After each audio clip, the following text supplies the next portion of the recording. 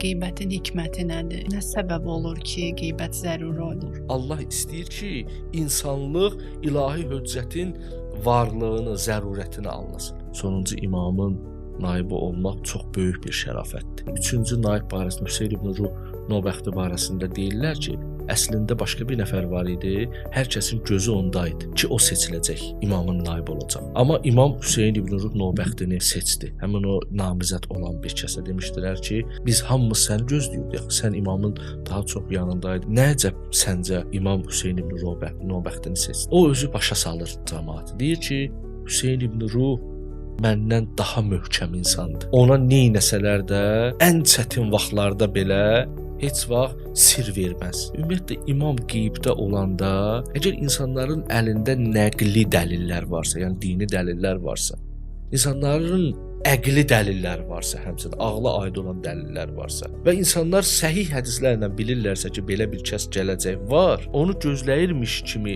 bəndəlik eləmək həm ağlın, həm imanın əlamətidir.